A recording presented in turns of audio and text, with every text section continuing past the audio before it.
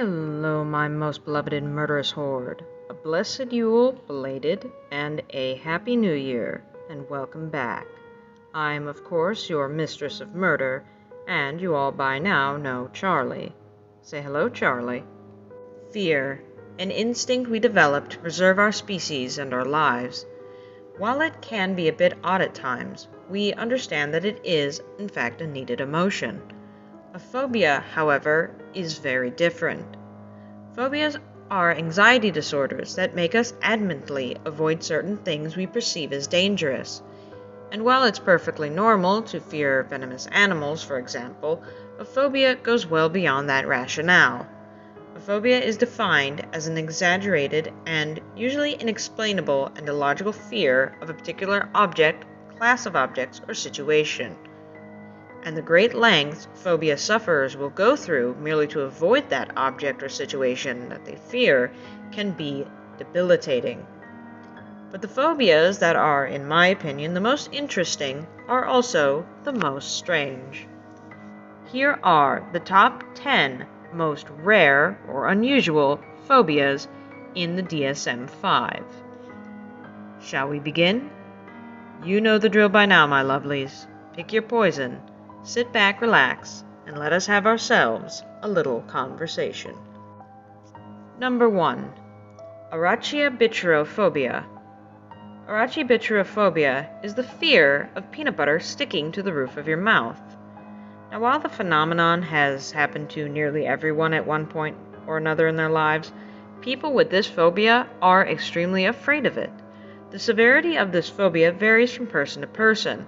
Some with this condition may be able to eat small amounts of peanut butter, while others avoid eating peanut butter or anything with the same consistency of it altogether. Now, this phobia can stem from a greater phobia of things, such as things that are sticky, or from a fear of choking.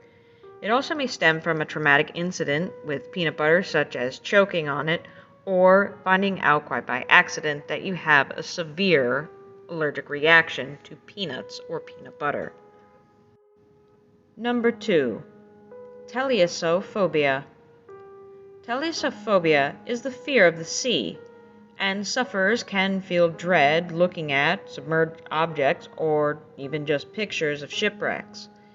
This phobia is actually fairly common to some extent for a lot of people, as it is in fact linked to some base instincts in humans, as for much of our history, those dark and unpredictable waters were in fact a great danger to us. But it, of course, can stem from a traumatic event, such as being in a shipwreck or drowning in dark water. Out of all the phobias on this list, this one is perhaps the most widely accepted and understood by society. Number 3. Arithmophobia. Arithmophobia is, in fact, the fear of numbers. Now, while many people grew up dreading their math class, I myself was one of them, as it was one of my worst subjects, people with arithmophobia have a genuine fear of numbers, though this is usually just them experiencing extreme anxiety associated with doing math or dealing with numbers in general, versus the fear of them actually seeing the number symbols. The fear of numbers is also sometimes referred to as numerophobia, and this can actually significantly impair a person's life, as it is quite difficult to do many tasks or occupations without having to deal with numbers.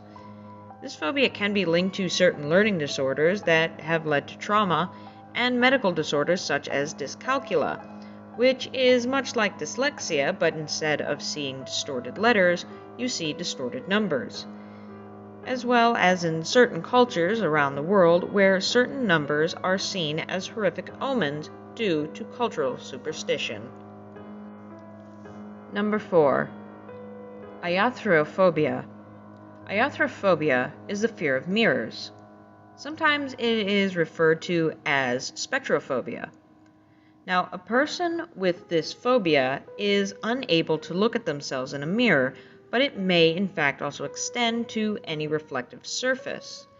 Now, this fear may stem from superstitions about mirrors. For instance, a person may be afraid of breaking a mirror as they believe it will cause them bad luck.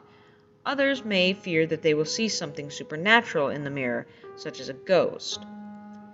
but it can also stem from other disorders such as body dysmorphia, the trauma of being physically disfigured due to an accident or other similar past trauma. In these cases, this phobia develops from low self-esteem, where a person is ashamed of their physical appearance and therefore does not want to see it in a mirror or any reflective surface.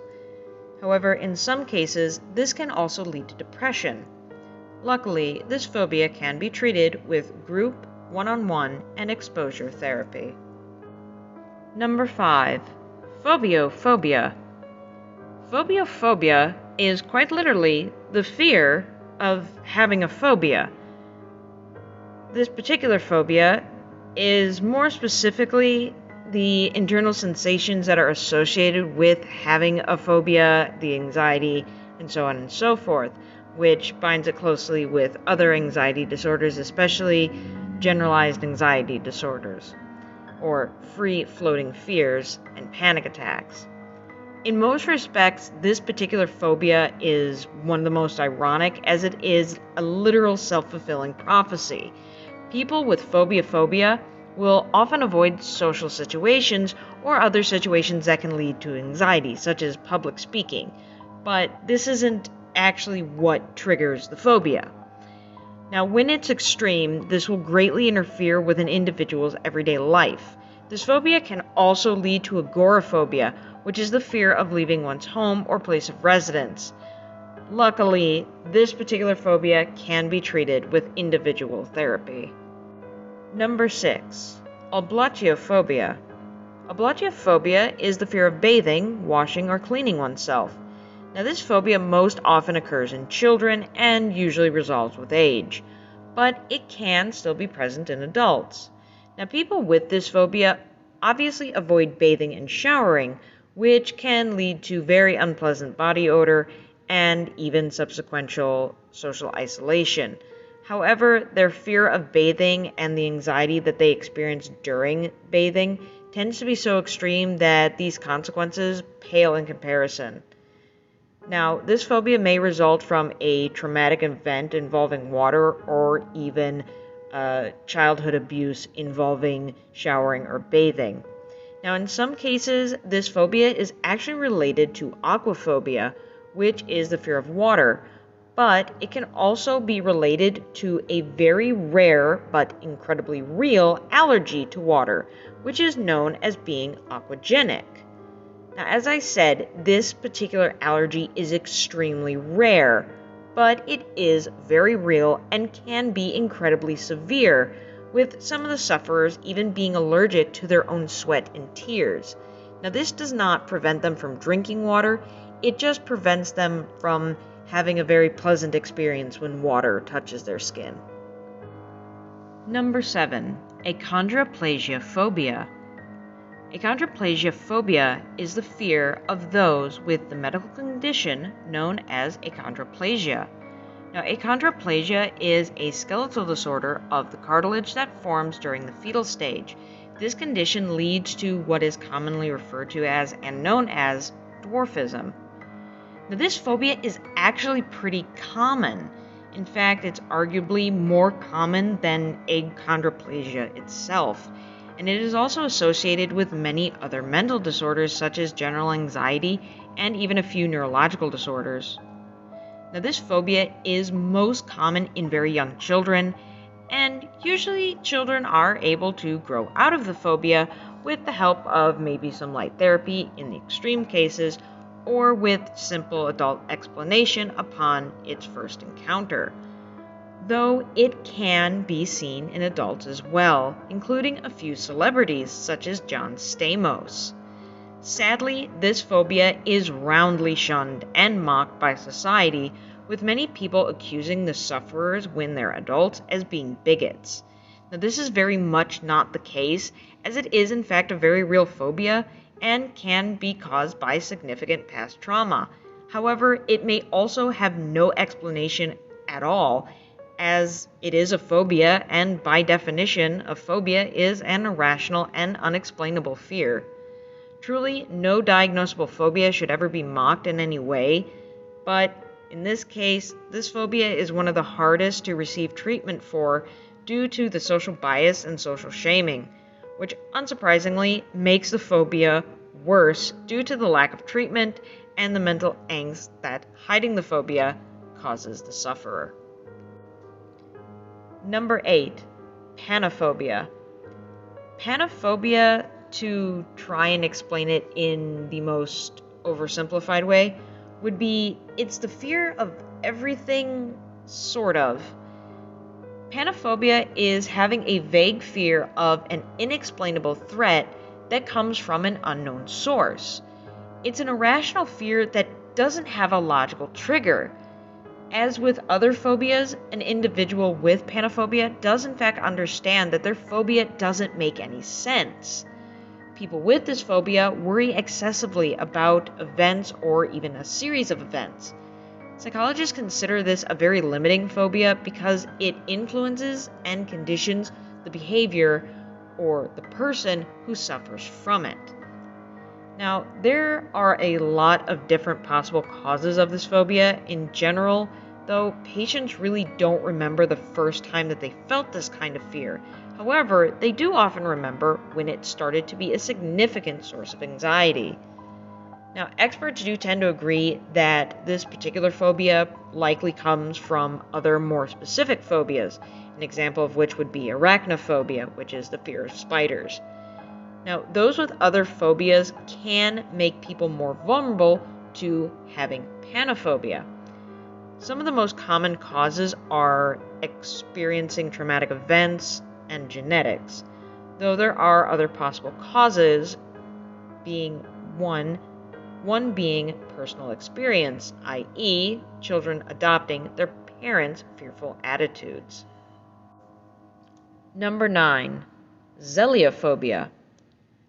Zeleophobia is the fear of jealousy, but it's not the fear of you being jealous of someone else.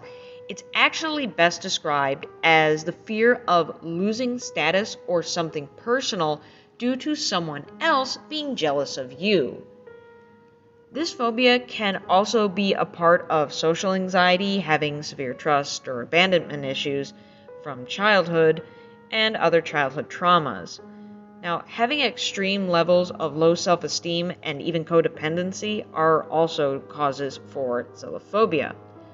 Luckily, this phobia can be triggered with lots of therapy and an excellent support system.